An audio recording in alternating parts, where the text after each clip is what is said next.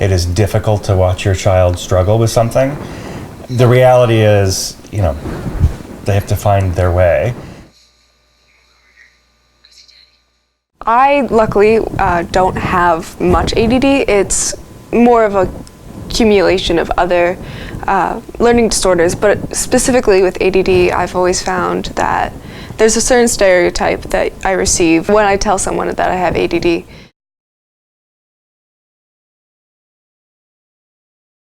Something I clearly remember is telling my parents, saying, "I'm just stupid. This isn't anything. It's me. I'm just not a smart person. I'm never going to be smart as my sister. It's just I'm just dumb." And I think that was the main overtone of before I was diagnosed with ADD. First grade was the grade where they said that instead of being promoted, she was going to be placed. And that was a big surprise, because we thought in kindergarten and preschool she was doing well enough that she was kind of keeping up, but in first grade is kind of where the class started to move ahead and she was still staying behind. I remember specifically a time that I was sitting in my bedroom and my mom held up a flashcard of the word "the," and I couldn't recognize the word. She would ask me to spell it. I wouldn't be able to tell her what letters were in it. I couldn't pronounce it. And I remember her saying, "It's the word "the," and me just feeling this weight of how stupid must I be to not understand that this is the word "the." When I was meeting with her first grade teacher, when I finally said, "Well, do you think that this could be something like dyslexia?" it was like the floodgate opened. When I was young, I would try to play into my disorders as if that validated them more. So I would play into the dyslexia, I would play into the Erlands, the ADD. In the beginning, I really put myself into those categories and at the same time wanted to accept them and wanted them to be part of my personality, but didn't want to have them label me and like become almost who I was. And so it was a weird war when I was young. Once we finally got the report back from Dr. Josie that she didn't have intellectual deficiencies, but instead was dealing with learning disabilities, she recommended medicine. And we sat with the prescription for probably 3 weeks or so, and we finally said, okay, no, we're going to fill the prescription.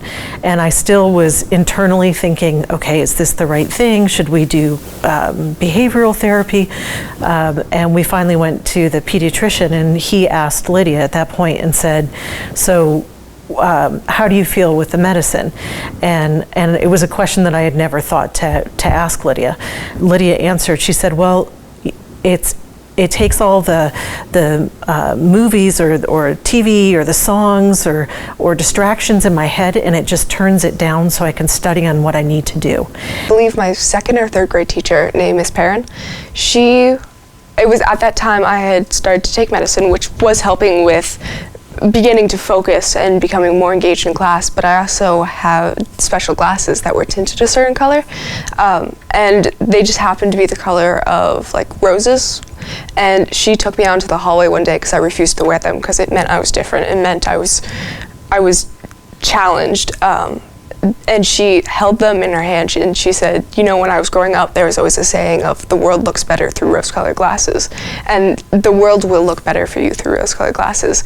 And by her saying that, in that moment, I felt a shift in myself where it no longer became something of shame, but of something of pride. I think that's something that I really ingrained in myself as I was learning to cope, also because of several other learning disabilities that I have, that I learned that I had to work extra hard compared to other students and that I had to keep pushing when I didn't understand and when I just wanted to give up.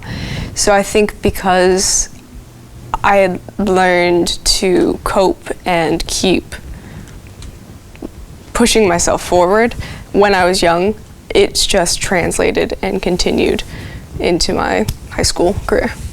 At the end of the day, we always got to the same spot, which is, we've always told Lydia, you've got to work it, and as long as you work, you're going to be great. So, and that's exactly what she's done. I'm ranked 8th in my class. I'm vice president of Helping Hands. I am now co-running Science Bowl. I am in YOSA, and I am earning my Gold Award for Girl Scouts. So I'm extremely glad that I have ADD because it's been such a big part of my life.